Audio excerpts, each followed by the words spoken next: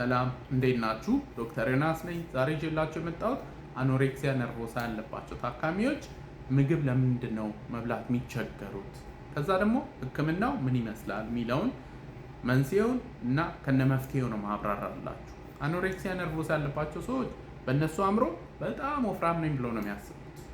ከዛ በኋላ ክብደት ለመቀነስ ይሞክራሉ። የሚበሉትን ነገር በጣም ይመጥናሉ። በጣም ትንሽ ነው የሚበሉት። አንዳንዶቹ ትንሽም በልተው እንደገና ኢንዲዩስ እያደረጉ ያስመልሳሉ። አንዳንዶቹ ክብደት ላለመጨመር ብለው ኤክሰሲቭሊ ስፖርት ይሰራሉ። ከዛ ቀስ በቀስ ክብደታቸው እየቀነሰ ብዙ አካላዊ ኮምፕሊኬሽኖች ደግሞ እያጋጠማቸው ይመጣል። ከራስ ፀጉር እስከ እግር ጥፍር ድረስ ነው። ፀጉራቸው ይሳሳል። ልክ አዲስ የተወለዱ ህጻናት ስስ ፀጉር እንዳላቸው እንደዛ ይሆናል። ላኑጎ ይባላል። ቆዳቸው ይደርቃል፣ ይሰነጣጠቃል። ልብ ምታቸው በጣም ዝቅ ይላል። አንዳንዴ አደገኛ በሆነ ደረጃ ዝቅ ሊል ይችላል። አይናቸው ወደ ውስጥ ይገባል። ሴቶች ከሆኑ የወር አበባ መምጣት ያቆማል።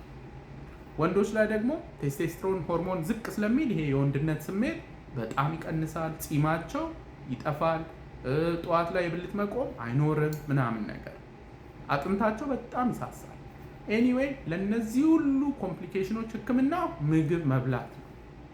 ችግሩ ግን እነሱ ላይ ምግብ መብላት ቀላል ነገር አይደለም እና በጣም ይቸገራሉ።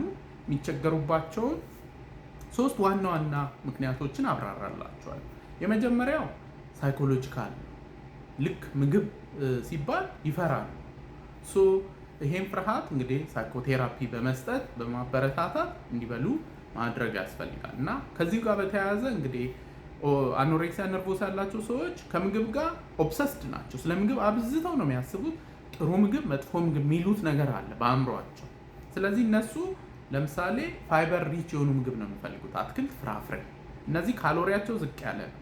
ለሌላው ሰው አትክልትና ፍራፍሬ ሪኮመንድ እናደርጋለን ቢካዝ ፋይበር ሪች ናቸው፣ ስኳር መጠናቸው ዝቅ ያለ ነው። አኖሬክሲያ ነርቮሳ ላለባቸው ሰዎች ግን እነዚህ አይረዱም።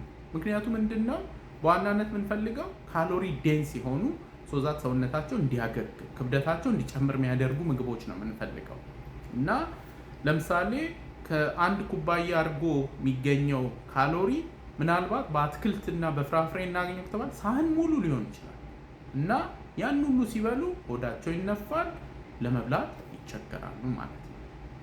ሁለተኛው ሪዝን ጋስትሮፓሬሲስ ይባላል። ጋስትሮፓሬሲስ ማለት የጨጓራ ፓራላይዝድ መሆኑ። ሰዎች ለረጅም ጊዜ ሲራቡ ጨጓራቸው መንቀሳቀስ ያቆማል ወይም ቀስ እያለ ነው የሚንቀሳቀሰው። ስለዚህ ምግብ ቶሎ አይፈጭም። ኤኒዌይ ይሄ እንግዲህ የአኖሬክሲያ ነርቮሳ ላይ ብቻ የሚከሰት ሳይሆን ለረጅም ጊዜ ስኳር ህመም ያላቸው ሰዎችም በተመሳሳይ በቃ ጋስትሮፓሬሲስ ሊያጋጥማቸው ይችላል። ጨጓራ በደንብ አልንቀሳቀስ ካለ ሰዎች የሚበሉት ምግብ እንዳለ ሄዶ ይዘፈዘፋል። ከዛ ያቅለሸልሻቸዋል፣ ሆዳቸው ይነፋል፣ ለመብላት በጣም ይቸገራል። ለዚህ ህክምና መድኃኒቶች አሉ።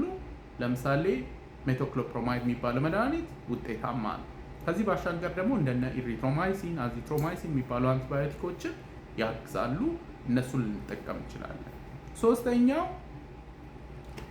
እንግዲህ ከልባችን ውስጥ ደም ሲወጣ ኦርታ በሚባለው ነው የሚወጣው። ከዛ እሱ ይወጣና ልክ ሆድ ውስጥ ሲገባ ሱፒሪየር ሜሴንትሪክ አርተሪ የሚባል ቅርንጫፍ አለ እና ኤኒዌይ እንግዲህ ከጨጓራ ቀጥሎ ያለው የአንጀት ክፍል ዱኦድነም ይባላል እና ዱኦድነም በዚህ ሁለቱ ቅርንጫፎች መሀል ነው የሚያልፈው እና ኖርማል ሰዎች ላይ በቂ የሆነ የስብ ፓድ ስላለ ችግር የለውም፣ ኢዝሊ ነው የሚያልፈው። ሰዎች ግን አኖሬክሲያ ሲያጋጥማቸው ክብደት ሉዝ ያደርጋሉ። ይሄ ፓዱ ይጠፋል። ከዛ በኋላ እቺ እንደዚህ የነበረችው እንደ መቀስ መዘጋት ይጀምራል። አንጀታቸው በደንብ ምግብ ማስተላለፍ አይችልም። ስለዚህ ጨጓራቸው ላይ መነፋት፣ ማቅለሽለሽ፣ ወደ ላይ ማለት አይነት ስሜት ይኖራቸዋል ማለት ነው። ለዚህም ህክምናው ምግብ መመገብ ነው። ሲመገቡ እዚህ ጋር የጠፋው የፋት ፓድ እየተመለሰ ሲሄድ ይሄ ሰፋ እያለ ሄዳል። በቀላሉ ማለፍ ይችላል። ግን እስከ ጊዜው ድረስ ደግሞ ሶሊድ የሆኑ ምግቦችን ከመመገብ ይልቅ ፈሳሽ እንዲመገቡ እናደርጋለን። በአብዛኛው የምንጠቀመው ኢንሹር ነው፣ ግን ሌሎችም በፈሳሽ መልክ የሚዘጋጁ ምግቦችም ሊሆኑ ይችላሉ ማለት ነው።